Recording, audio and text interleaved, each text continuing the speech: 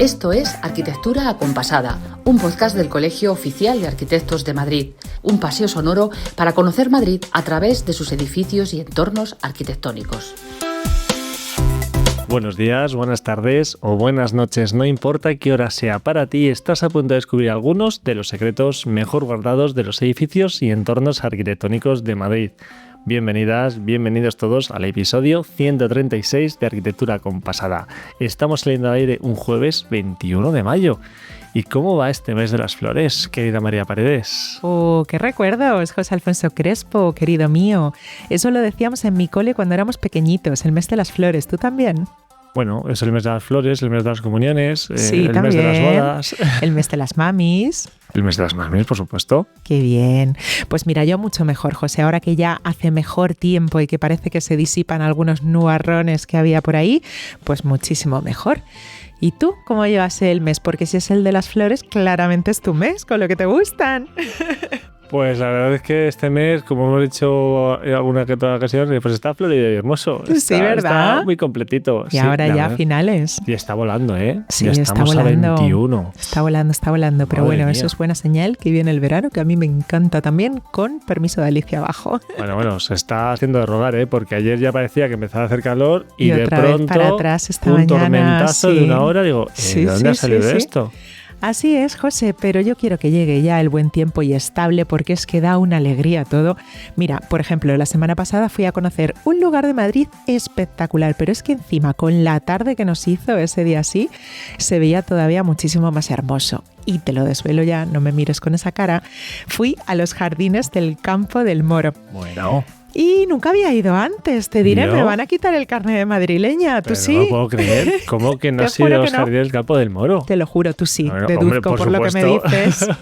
Por supuesto, y es de las primeras cosas que enseñaba a mis amigos cuando venían a conocer Madrid.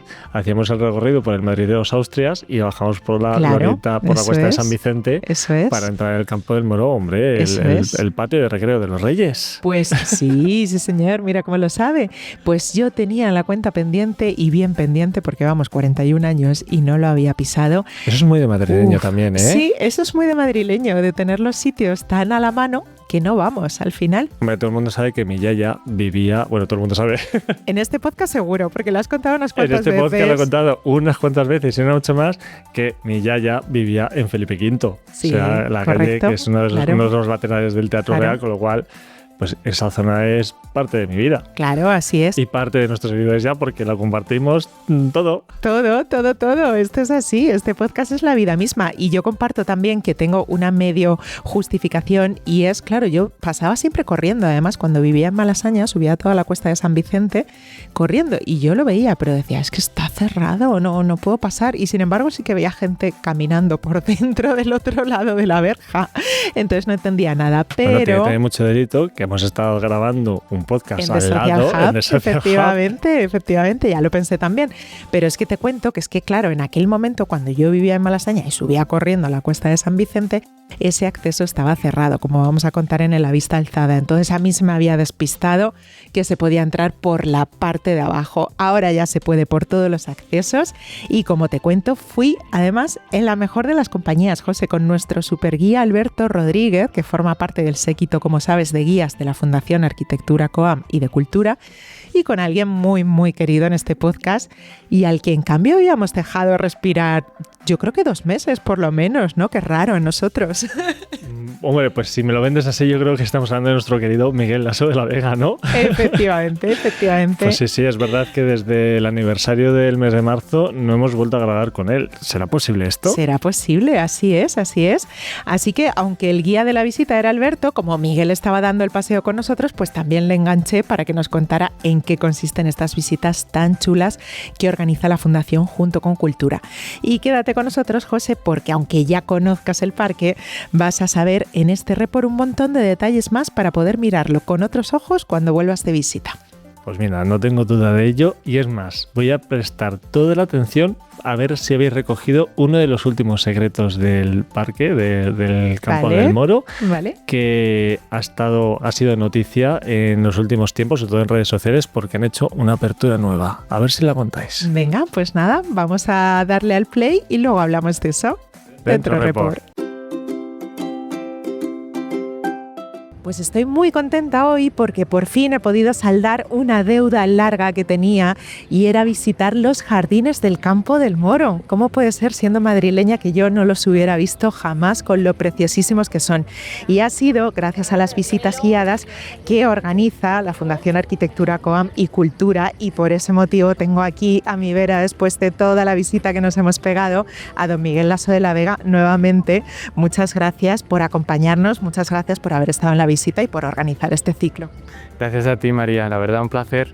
No suelo venir mucho a las visitas y la verdad es que lo he hecho encantado porque primero hace una tarde fantástica para darse un paseo por estos jardines tan bonitos, ¿no? Nos lo está estupendamente explicando Alberto Rodríguez, que es uno de nuestros guías, de nuestra bolsa de guías arquitectos que tenemos y con los que estamos intentando acercar la arquitectura a la sociedad, es el principal objetivo.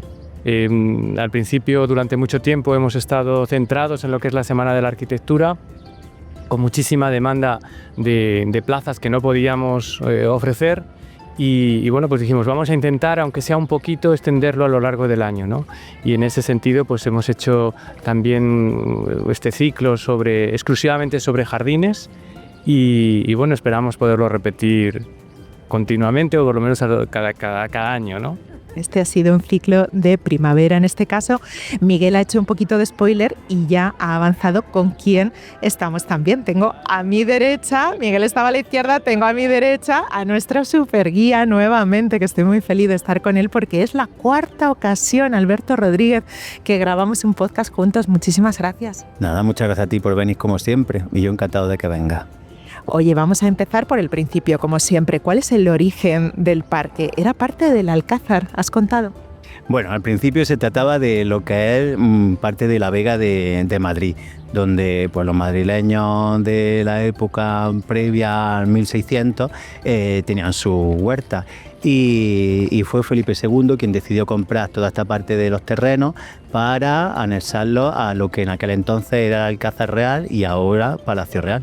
Y luego fue María Cristina de Habsburgo quien encargó el proyecto, como lo conocemos, ¿puede ser al jardinero de la época? Sí, más o menos se puede resumir en eso, porque previamente ya todos los reyes que han ido pasando por el Palacio Real y por el Alcázar han intentado que toda esta zona fuera una zona bella y que se pudiera juntar al palacio y con una fácil conexión, pero las tesituras de la época, como son la economía, el traer agua a esta zona, pues no lo hacían fácil. Y ya pues precisamente fue en época de María Cristina cuando encargó a Ramón de la Oliva un proyecto de jardinería y de arquitectura, diseño y urbanismo que completase toda esta zona del palacio y que junto con todos los trabajos previos que ya poco a poco se iban realizando, dio lugar al jardín que conocemos hoy en día. Y que nos contabas, Alberto, que lo quisieron hacer mucho más exótico, diferente al resto de jardines de recreo que había en la época, y eso sí, conservando la línea principal y las dos arterias, ¿no?, por las que hemos caminado. Correcto. Al ser un proyecto que, aunque siempre ha tenido buena intención, estamos hablando desde la primera vez que se intentó hacer algo hasta que de verdad se ha construido como lo vemos, pasaron casi 200 años. Y pues como pasa hoy en día, 200 años de moda en la arquitectura, imagínate por dónde puede pasar. Así que prácticamente se resume en una fusión de estilos en el que finalmente llegó a querer crear un sitio de recreo romántico y especial, sobre todo pues, para la ciudad. Claro, Alberto, te iba a preguntar, porque me ha llamado la atención lo diferente que es según las zonas, ¿no? El Campo del Moro tiene un montón de zonas diferentes, zonas boscosas, de rosales, distintas construcciones, zonas de recreo también. Pues sí, tiene, aunque en apariencia parece que todo es un poco salvaje y que no tiene un orden, pero la realidad es que sí seguía un orden según un proyecto en el que pues cada zona primordiaba un tipo de vegetación. Tanto por el ambiente que necesita, la propia altura del terreno, la humedad, así que pues intentaban juntar especies con características similares en cada zona y luego ya pues crecían sus arbustos, su jardinería más pequeña alrededor en función de ese tipo de ambiente. En el paseo vamos descubriendo más y más elementos. Miguel, las fuentes también se trajeron de distintos lugares y está incluso la más antigua de España. Sí, nos lo ha explicado Alberto, ¿no? Que se trajeron desde Aranjuez, ¿no? Una de las fuentes que estaban en el jardín de la isla. Y bueno, pues realmente, como ha dicho Alberto, es un jardín que se va construyendo, o por lo menos hay intención de construirlo durante mucho tiempo, pero no llega de alguna forma a materializarse hasta final del siglo XIX, ¿no? Pues hay que adornarlo, y en ese sentido pues se van a traer de distintos sitios reales algunas de las fuentes. Una de esas es la que hemos comentado, ¿no? Del jardín de la isla, y también hay otra, ¿no? que a su vez procedía de lo que era la propia reina María Cristina de Borbón, ¿no? Que es la fuente de las Conchas. Decía yo al principio que vaya delito tenía porque no lo conocía, pero claro, ¿cuándo se abrió al público? Sí que había tenido ocasión de conocerlo, ¿no, Alberto? Porque esto viene de lejos. Ocasión ha habido, pero es verdad que hasta los últimos 5 o 6 años se trataba de un jardín bastante desconocido. Primero porque para poder entrar tenías que bajar al Paseo Virgen del Puerto, y claro, lo que es la zona turística, pues hoy en día ya menos, pero antes se trataba de una zona un poco más alejada del turismo habitual. Pero ahora, justo con la apertura de las 2 nuevas entradas en la parte superior, que están mucho más cerca a la iglesia, a la Catedral de la Almudena, y por otro lado a los Jardines Sabatini, ya el acceso es mucho más sencillo y más conocido y más cercano al turismo y a la propia ciudad, ya que no es lo mismo tener un solo acceso de un jardín escondido en el centro de Madrid a 3 accesos abiertos a toda la ciudad. Claro, y les decimos a todos los oyentes, si no lo conocían, si no lo conocen, como no lo conocía yo, que se animen y vengan, y también a los amantes de la flora y de la fauna, porque como bien decías, la vegetación va cambiando a medida que vamos adentrándonos en los jardines, pero es que también hay fauna. Yo he visto un pavo real. Esto es habitual, esto no es solo de hoy. No nos lo han puesto, no nos lo ha puesto Miguel para la visita, ¿no? Para la visita, no. No, pero la verdad es que se trata de un jardín botánico, porque se estudian todas las especies, pero también pasa lo mismo con la fauna.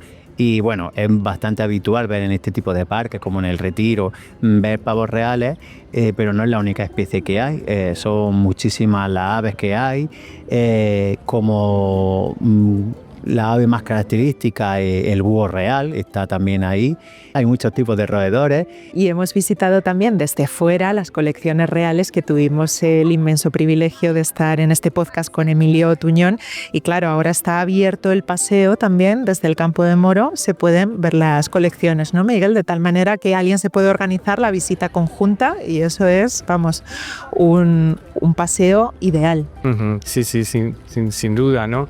Y además es verdad que ha cambiado totalmente lo que es la contemplación del propio jardín, en el que hasta ahora o hasta hace unos años veías solamente lo que es el Palacio Real, pero cómo forma parte de lo que es esa visión desde el propio jardín ahora, la ampliación o lo que sería el museo o el edificio de colecciones reales, que desde luego yo creo que es una oportunidad única de poder ir conociendo lo que son todas las cantidad enorme de bienes muebles que forman parte del patrimonio nacional, y que tenemos una pequeña representación en este museo, que además es una obra contemporánea de enorme interés, en cuanto a que trata no solamente de resolver una cuestión arquitectónica en sí, sino además de combinarse, fusionarse con lo que sería el propio paisaje en el que se inserta. Con el entorno, efectivamente, así nos contaba Emilio, cómo ha cambiado toda esta zona de Madrid, y para bien. Qué sorprendente, qué maravilla.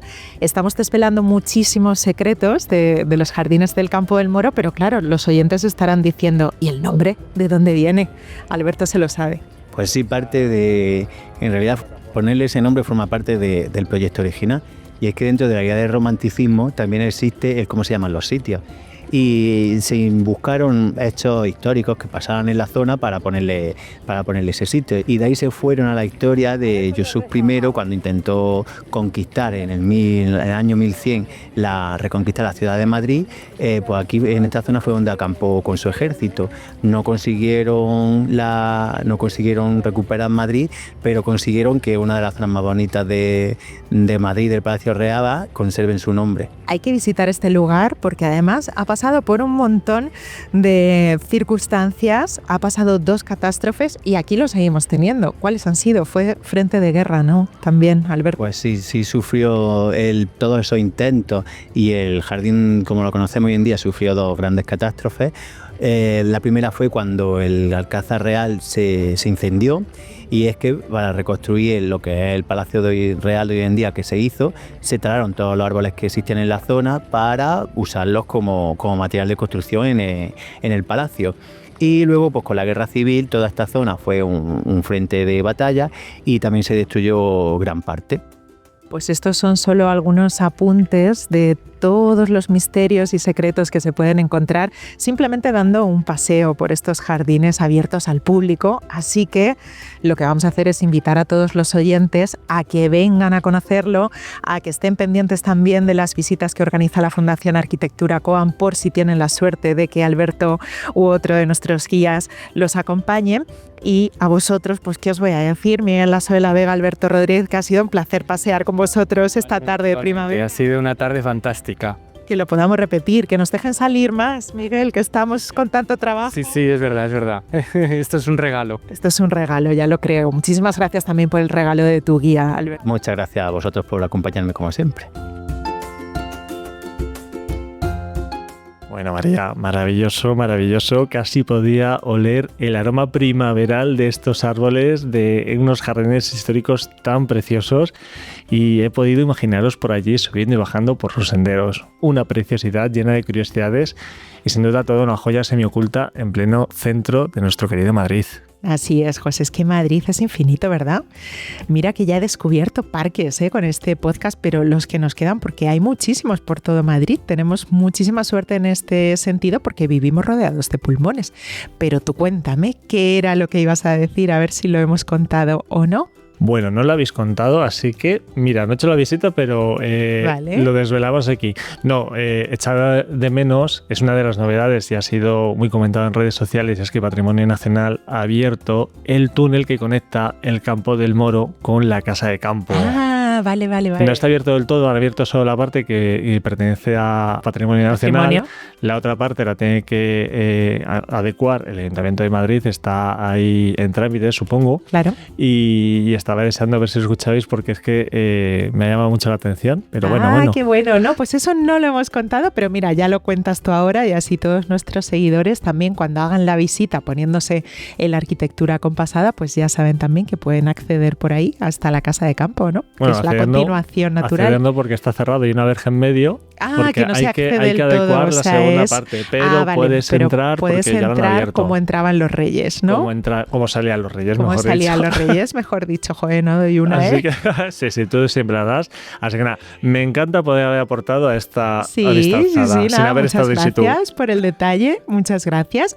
Y una pregunta que te hago, a ti te gustan los parques, ¿no? Que lo sé yo también. A mí me encantan los parques. Y bien que los disfrutas con tu Torino, ¿eh? Con mi Torino todos los días, una horita mínimo hora y media por las tardes, de paseos con él. Sí.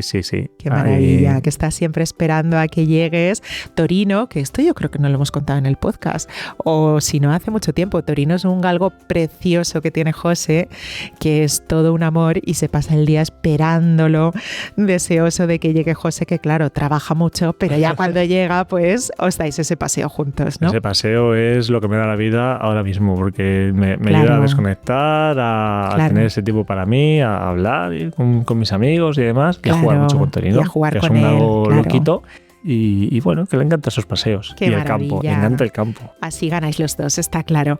Y además, en este Madrid nuestro, que como decía, está llenísimo de rincones. Y para seguir enamorándonos de esta ciudad estupenda, vamos ya con los secretos del Coan, José, porque en esta ocasión vamos a hablar con un grandísimo director de cine de su película documental, que es una oda a esto mismo que estamos hablando, al caleidoscopio que es Madrid. Pero no te digo más, porque ya sabes tú, ¿no? Porque, aunque sea una película, es un secreto. Eso es. Pues estamos muy contentos hoy de poder hablar en Arquitectura Acompasada de cine, concretamente de Madrid Ext, o EXT, que viene de Madrid Exterior, una película dirigida por Juan Cabestany, con quien tenemos el honor de estar. Bienvenido al podcast. Hola, ¿qué tal? Muchas gracias por invitarme. Estamos encantados y también estoy muy bien acompañada de nuestra directora gerente, de Ángela Valdellou, porque en un ratito de aquí a media horita más o menos se va a proyectar aquí en el colegio este documental. Qué maravilla, ¿no, Ángela? Pues un lujo poder acogerlo y además una proyección que tiene mucha relación con la arquitectura, por eso es conveniente, ¿no?, que el colegio lo acoja, porque es nos va a contar Juan, ¿no?, un poco, pero es una sinfonía visual. He visto que además lo describís a veces también así como sinfonía visual de la ciudad, pero fijándose mucho en muchos detalles arquitectónicos de los edificios que a veces nos pasan desapercibidos cuando paseamos, y a los ciudadanos también, con las prisas que llevamos siempre. Entonces los arquitectos, que siempre estamos reclamando un poco esa atención a lo construido, al entorno construido, a la calidad y a cómo genera identidad, cómo genera cultura, convivencia, ¿no? Pues creo que es una película que hace homenaje a todo eso, ¿no? A cómo desde la ciudad se genera ese sentimiento de pertenencia a un lugar. Creo que tiene mucha relación con la memoria, la película, y en ese sentido me parece que es muy pertinente que la traigamos aquí al COAM y poder... Bueno, y creo que además es que está el auditorio lleno, o sea que va a ser estupendo, va a ser una jornada fantástica. Claro, muchísima gente deseando verla. Yo, entre ellos, porque tengo que confesar que todavía no la he visto, a diferencia de Ángela. Yo he visto el tráiler solo, pero Juan ya me ha ganado porque empieza con el sonido del afilador. Yo todavía escucho el afilador cuando voy a casa de mis padres, por ejemplo, a su barrio, y me parece que todavía en ese sonido está ese Madrid de siempre que perdura. Y precisamente sobre esto va la cinta, ¿no? Sobre el paso del tiempo sobre la ciudad y, como decía Ángela, de toda esa memoria, ¿no? Es curioso porque el afilador, que llama mucho la atención y es uno de las señas de identidad de la película casi, el afilador es una de las muchas cosas de las que Madrid se apropia, ¿no? Madrid es una ciudad que se apropia de forma centrípeta, ¿no? Sí, centrípeta. Madrid es una encrucijada, Madrid es una historia de encuentro, de acogida, una palabra como muy trillada, pero es así, ¿no? Y en Madrid confluye pues todas las regiones de España que nos rodean y el afilador, yo creo que es una de esas cosas que viene de otros entornos, pero que se convierte en una cosa, bueno, con las que nos identificamos. Y la película, en la película hay un afilador por ahí en la banda sonora, que de hecho se le ve en algún momento, que es una musicalidad que adquiere muchas formas en la sinfonía que es esta película, que es un motivo recurrente. Y que es una película, como decías, Ángela, que me alegra y me encanta que arquitectas hayáis leído la película de esta manera, porque sí, es una película sobre arquitectura, es una película sobre fotografía. Cuando digo sobre, es que bebe de o que mira a o inspirada por... Yo no soy ni soy arquitecto ni soy experto fotógrafo. Bueno, soy fotógrafo porque fotografío, pero o sea, para ser fotógrafo solo hace falta hacer fotos, pero para que si te gusta la arquitectura no eres arquitecto, ¿no? Eso es un gran salto. Bueno, no inmediatamente. ¿Qué dirán los fotógrafos? Los fotógrafos dirán, no, oiga, tú tampoco por hacer fotos con el móvil es usted fotógrafo. Bueno, pero es una película de arquitectura, fotografía, música, memoria, por supuesto, de retratos de la vida humana y animal, de la vida de barrio, de la supervivencia en el barrio, de la supervivencia del comercio, de la nostalgia. Todo eso está en la película. Es un collage, es un viaje por Madrid muy, muy personal, y a la vez eso que nos ha alegrado mucho de comprobar es que esa experiencia tan personal, lo que yo veía tan íntima, es muy compartida, ¿no? Claro. Es muy compartida. Hay mucha mirada ahora sobre la ciudad en la que vivimos.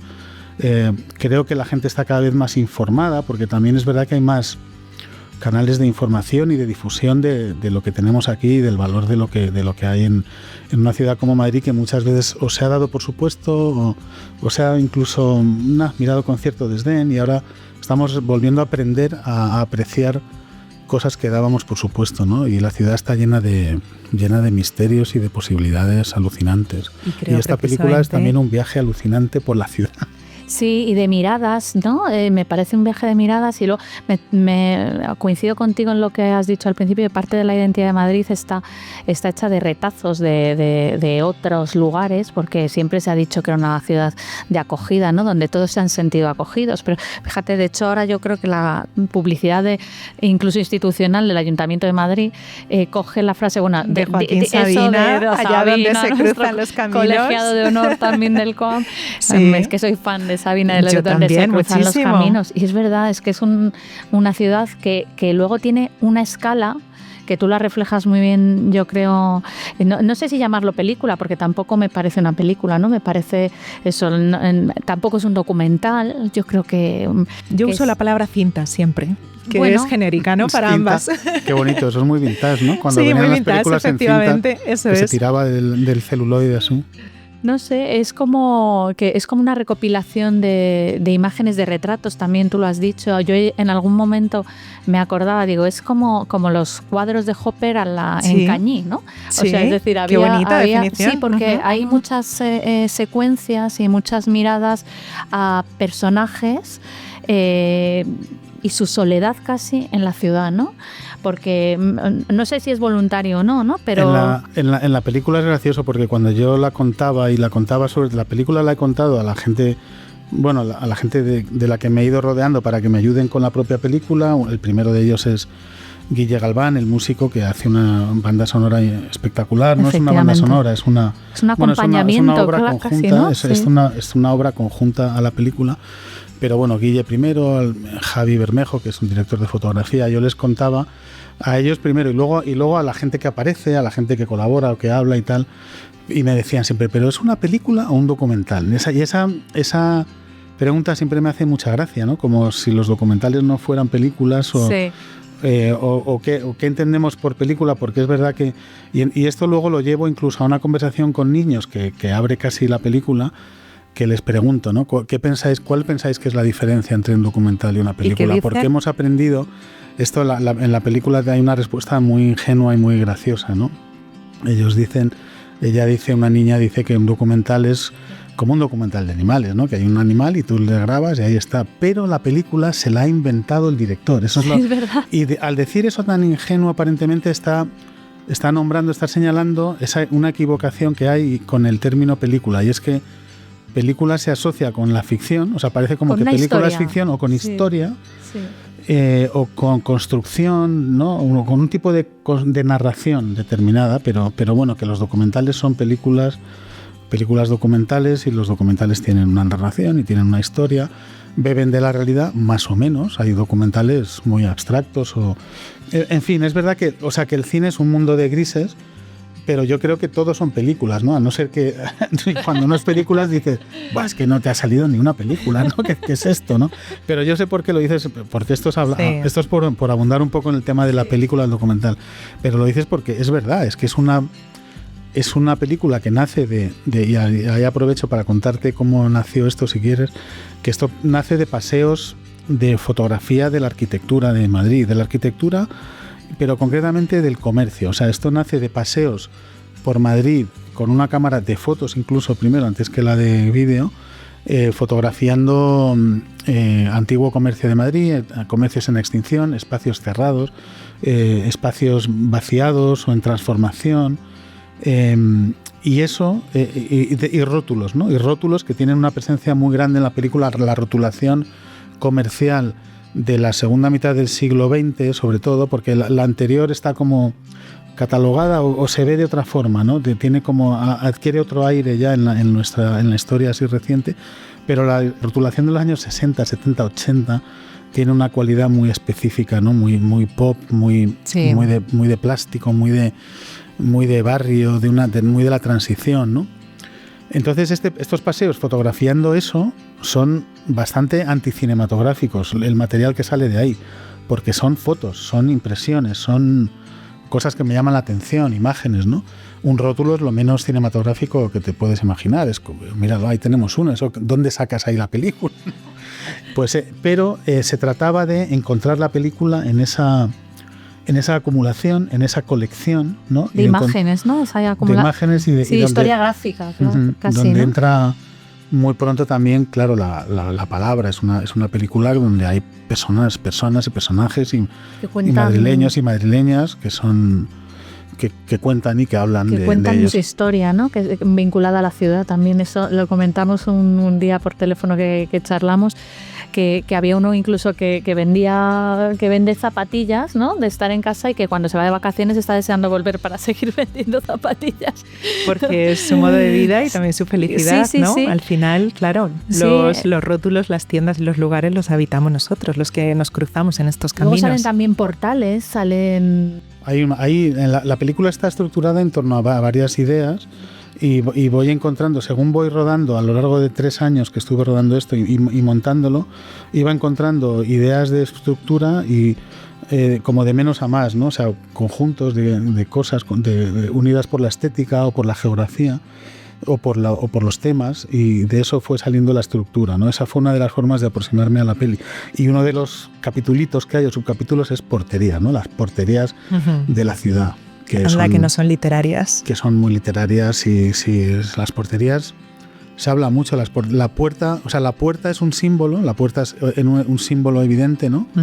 Y la portería es la gran puerta, ¿no? Es una puerta de mucha gente, ¿no? Y además es una transición entre el espacio público o exterior, ¿no? Y el espacio interior, que es como más privado, y la película al fin y al cabo está en el exterior, o sea, se centra en ese espacio público, ¿no? Sí. Entonces es también como te quedas ahí como en la frontera, ¿no? Sí, no acabas de traspasar hacia lo interior. Y están interior. Los vigilantes, que son los porteros, Sí, claro. Son las personas que están ahí vigilando. Que guardan la frontera. Y luego hay muchas imágenes también de animales, que lo has mencionado, el enlace ahí con el documental, ¿no? También hay muchas miradas de animales. Me acuerdo, uno de los primeros personajes que sale es una conservadora, ¿no? de uno de los museos y está con animales disecados y casi que acabas viendo la ciudad como si fuera un hábitat. Humano, casi como si lo paralizases en el tiempo, ¿no? Y lo fueras diseccionando también como... Entonces esa comparación entre el mundo animal y el mundo habitado o urbanizado, que hemos urbanizado de manera casi artificial, y cómo en el fondo necesitamos esas interacciones, claro, porque si no nos convertimos en entes inanimados de alguna manera. O sea, esa relación a mí también me ha parecido muy interesante, ese vínculo entre naturaleza y ciudad y cómo la ciudad construye su propio hábitat. Al final, como Madrid mismo, que es inmenso, pues esto también tenía que ser un retrato muy amplio de lo que es Madrid. Yo escuchándoos tengo muchísimas ganas de comprobar esta diversidad en tu cinta, película, documental. No me resisto, ya solo por resumir, a leer la sinopsis, que es muy bonita porque además es justo lo que estáis comentando. Convergen realidades muy diversas, el comercio y la fauna, la arquitectura y la vida cotidiana, las mercerías y los poetas, los que construyen la ciudad y los que la transforman o la cuestionan, como bien estabais diciendo. Así que ha sido todo un placer escucharos y lo único, Juan, claro, la película ya ha tenido su recorrido, el año pasado se estrenó, estuvo muchos meses en cartelera. Ahora, si nuestros oyentes quieren verla, hoy se va a proyectar aquí en el colegio, pero más adelante que estén atentos porque de vez en cuando os vais de gira, ¿no? Hay lugares en los que verla. Sí, la gira, llevamos casi un año con la película. Queríamos llegar a la Semana de San Isidro, que ha sido hace poco, pero la película la hemos cuidado de una forma muy particular. No está en ninguna plataforma porque la seguimos llevando a los espacios de donde la película salió, ¿no? Y son los espacios pues emblemáticos de la ciudad. Hemos estado en museos, hemos estado en el COAM aquí, que es un sitio importante, hemos estado en un mercado, la hemos puesto en asociaciones y seguimos llevando la película allá donde nos surja o donde se dé la circunstancia. Tenemos, como es una película muy pequeña e independiente, tenemos un Instagram que es Madrid_ext, Madrid_ext, que ahí pues anunciamos todas las convocatorias y queremos de aquí a verano y culminar ya la película en verano, con las fiestas de Madrid en verano, culminar con... La película necesita ser proyectada al aire libre, o sea, ahora mismo es mi gran ilusión, claro, es llegar a ponerla en algún espacio al aire libre de los muchos que hay. En el Betty High, no sé si el Betty High ahora proyecta, pero sería un espacio maravilloso. El Betty High, ahora mismo hablamos, después de la conversación, dame los contactos porque sería un sitio fantástico. Además sale en la película. Sale en la película, sí. Con la magia que tiene el Betty fuimos Hyde. a grabarlo justo antes de que terminaran la rehabilitación y sería una fantasía. Sería una un fantasía. sitio maravilloso. Pues a Espero ver, que nos oiga a David, ver si- David Rejano, que nos oiga. a ver si os podemos ayudar. Esto es como en las bodas, de una sale otra, así que de esta proyección seguro que sale otra. Muchísimas gracias, Ángela Valdellou. Muchísimas gracias, Juan Cabestany. A vosotras. Gracias, María. Pues ahí estaba nuestra entrevista, José. Y tengo que decir que al terminarla subí a ver la película y me ha encantado. Es un poema maravilloso, un poema audiovisual en este caso, dedicado a la locura bella que es nuestra ciudad. Así que gracias a Juan Cabestany desde aquí por mirar con esa sensibilidad nuestras calles, nuestros comercios y todos los rincones de Madrid y por contárnoslo en el podcast, claro está. Jo, me sumo a ese agradecimiento a Juan Cabestany, que por cierto enhorabuena porque sé que llenó el auditorio, o sea que enhorabuena pues a ese poder de convocatoria. Y María, creo que después de dar un paseo por este Campo del Moro y de recorrer Madrid a través de la mirada de Juan Cabestany, solo nos queda ya llenar la agenda de planazos para el próximo fin de semana. Así que ya, semana redonda. Pues no puedo estar más de acuerdo. Te pregunto, ¿está ya por aquí? Hombre, y tanto, mírala, ya se van detrás de la puerta esos rizos y trae en las verdad. manos una buena lista de planes. Así que yo voy levantando, que vamos a dejarle paso para que nos lo cuente todos. Nada, suyo es el micro y nosotros os decimos eso de... Hasta la semana que viene. Oye, pues qué bonito se ha quedado este episodio, ¿no? ¿Tendrá algo que ver que haya paseado María Paredes con Miguel Lasso de la Vega? Puede ser. Lo que sí es seguro, además de mis rizos, son todos estos planes que vamos a poder disfrutar. Empezamos con un plan al aire libre, que se note que ya ha llegado el calor. Este nos va a llevar hasta el distrito de Barajas, que alberga el ciclo cultural Las Noches del Castillo, en el Parque del Castillo de la Alameda de Osuna, todos los viernes y sábados hasta el 13 de junio. Acaba el día, empieza el espectáculo, es el lema de este ciclo, que por ejemplo este sábado 23 de mayo acoge la actividad familiar interactiva Tú diriges la orquesta, en la que 12 músicos de la Orquesta Juvenil Europea de Madrid van a seguir las indicaciones de quienes se pongan al frente de la formación. Y en los próximos fines de semana habrá cine de verano, flamenco, jazz o circo contemporáneo en torno a este precioso enclave patrimonial. Y muy atentos a la cita que ha programado la Casa Encendida para este fin de semana, porque desde el viernes 22 hasta el domingo 24 de mayo, este gran edificio de estilo neomudéjar se convierte en un espacio de reflexión y de acción para promover el cuidado comunitario. A través de talleres, mesas de experiencias, encuentros, performance, danza, cine y otras actividades participativas y accesibles para todos los públicos, el festival La Casa de los Cuidados nos invita a conectar saberes y ensayar respuestas para promover el bienestar individual y colectivo. Y todo ello para abrir una reflexión colectiva sobre la interdependencia de las personas y explorar cómo practicar los cuidados desde los barrios y los territorios que habitamos. El Instituto Cervantes acoge hasta el 21 de junio la muestra Las mejores letras de canciones en español, organizada en colaboración con Apple Music con motivo de la Semana Cervantina. La Expo nos propone un recorrido por la fuerza literaria de la palabra escrita en nuestro idioma a través de las letras de canciones de autores españoles de los siglos XX y XXI, de grupos como por ejemplo Amadal, Estopa o Vetusta Morla. Podremos ver manuscritos originales de algunas de las canciones más importantes de la música popular reciente, cedidos para esta ocasión por sus artistas o herederos y que nos invitan a leer estas letras como textos poéticos y narrativos. Esta experiencia se complementa con acceso digital a listas de reproducciones exclusivas y audios con comentarios personales de autores y herederos que contextualizan cada obra. Y echamos ya un vistazo a la agenda del COAM porque tenemos varias citas importantes, como la del lunes 25 de mayo a las 7 de la tarde con la diseñadora Sibila, colegiada de honor, que va a conversar con la urbanista Maya Est en torno a una pregunta tan sugerente como necesaria. ¿Cómo cambiarían nuestras ciudades si se pensaran desde la experiencia y la mirada de las mujeres? Y el martes 26 de mayo, también a las 7 de la tarde, la cita es con la arquitectura de Antonio Gaudí. Y es que el Museo Casa Botines Gaudí presenta en el COAM la renovación integral de Casa Botines como modelo de rehabilitación contemporánea en el patrimonio. El miércoles 27 de mayo a las 7 de la tarde nos visita Eduardo Prieto para presentarnos su libro Los lugares de Petrarca, sobre naturaleza y soledad, un ensayo sobre el célebre humanista. Y el jueves 28 de mayo conoceremos el libro Tokio Emergente, una obra en la que Jorge Almazán nos propone una aproximación a una de las metrópolis más dinámicas y fascinantes del mundo. Y hasta aquí las propuestas culturales de arquitectura acompasada, que también podéis consultar en nuestra página web y en nuestras redes sociales. Hasta la semana que viene. Has escuchado Arquitectura Acompasada, un podcast del Colegio Oficial de Arquitectos de Madrid, un paseo sonoro para conocer Madrid a través de sus edificios y entornos arquitectónicos.